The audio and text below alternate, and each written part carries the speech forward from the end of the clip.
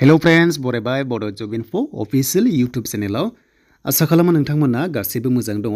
दा मोननै साख्रिनि आपडेट लाबोदों, बेनो जाबाय एडुकेशन डिपार्टमेन्टनि मोनसे, बेनिफ्राय उदालगुरि नोंथांमोना ग्रेड 4 साख्रि ओंखारदों, बेयाव नोंथांमोना नायबानो जाबाय CJM निफ्राय। दा गोबाव खालामा, जों नायगोन अफिशियल नटिफिकेशन। दा बेनि सिगां मोनसे रिक्वेस्ट, नोंथांमोना भिडिअखौ नायग्रोजोब अब्लानो बुजिगोन। स' बेयाव सोर हागोन एप्लाइ आरो हाया नोंथांमोना डिटेल्सखौ मोनगोन।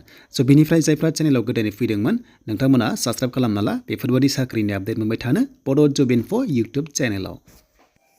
दा बिदिब्ला जों फैग्रोबाय अफिशियल वेबसाइटआव CJM नि आन्डाराव, बेनो जाबाय उदालगुरिनि भेकेन्सि, नाथाय अल आसाम स्टुडेन्ट्स बेयाव इलिजिबल जागोन। दा बे पस्टआ ग्रेड 4 हिसाबै नोंथांमोना पियन आरो चौकीदार मोनदों। अके, स' बेयाव सोर हागोननो जों डिटेल्सखौ नायगोन। 10 फेब्रुवारियाव पाब्लिश खालामदोंमोन अफिशियल नटिफिकेशन। दा पियनावहाय 2 दङ आरो चौकीदाराव 1 दङ। गासैबो पस्टआनो UR एबा आनरिजार्भ, गासैबो कास्टआ बेयाव इलिजिबल जायो। दा स्केल पे नायोब्ला नोंथांमोना 12,000निफ्राय जागायनानै 52,000सिम मोनगोन। बेनिफ्राय नोंथांमोना 3,900 दानफायाव ग्रेड पे मोनगोन। स' बे जाबाय सेलारि।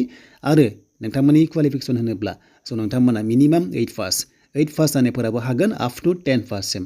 नाथाय मोनसे बाथ्रा लिरदों, जायफ्रानो HS पास जाबायनो थ' नोंथांमोना बे पस्टआव इलिजिबल जाया एबा एप्लाइखौ खालामना होननानै बेयाव लिरनाय दङ।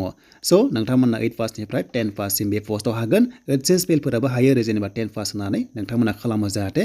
आरो बिनि लास्ट डेटआ 28 फेब्रुवारि। अके, बैसोआ मिनिमाम 18 इयार्स, मेक्सिमाम नर्मेला 40, बाट STफ्रा बेवहाय 45 इयार्ससिम हागोन।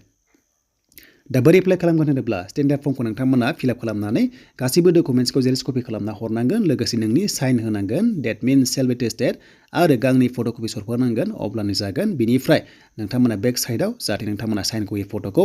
आरो बिनि लास्ट डेटआ नायदो, नोंथांमोना मोनखाबाय जेब्ला 28, बे एड्रेसाव हरबानो जाबाय। बे एड्रेसाव हरबानो जाबाय नोंथांमोनाहाय।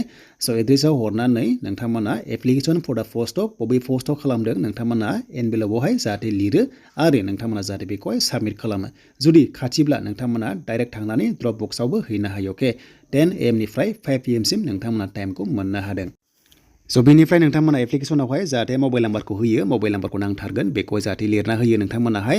आरो नोंथांमोना जाहाथे एप्लाइखौ खालामो जायफ्रानोखि इलिजिबल जाबाय। स' बेयाव एग्जाम गैया, डाइरेक्ट नोंथांमोनखौहाय इन्टारभिउ लागोन एबा भाइभा टेस्ट लागोन, आरो बेयाव पास जाबानो नोङो साख्रि मोनगोन। दा बेनि एग्जामा एबा इन्टारभिउआ माब्ला जागोन होनोब्ला अफिशियल साइटआव मोनगोन, लिंकआ डिसक्रिपसनाव दङ। आरो जेब्ला फैयो आं नोंथांमोना आपडेटखौ लाबोगोन। आरो जायफ्रा इन्टारभिउनि थाखाय सर्टलिस्ट जायो नोंथांमोनखौ कल खालामखागोन, बेखायनो मबाइल नाम्बारखौ नोंथांमोना जाहाथे होयो। स' बेनोमोन, नोंथांमोना अल आसाम केन्डिडेट्स नोंथांमोना बे पस्टआव एप्लाइखौ खालामनानै लानो हागोन। स' बेनिफ्राय लोगोफोर 9,000नि बारा भेकेन्सिस ओंखारदों, बेनो जाबाय टिचार्सनि, जायफ्रानोखि डाइरेक्टरेट अफ सेकेन्डारि इडुकेसन लेभेलावहाय नेगासिनो दं एप्लाइ खालामनो। दा फाइनालि फैबाय, नोंथांमोना थाबैनो एप्लाइखौ खालामनो हासिगोन 16 फेब्रुवारि जानाय लोगो लोगो।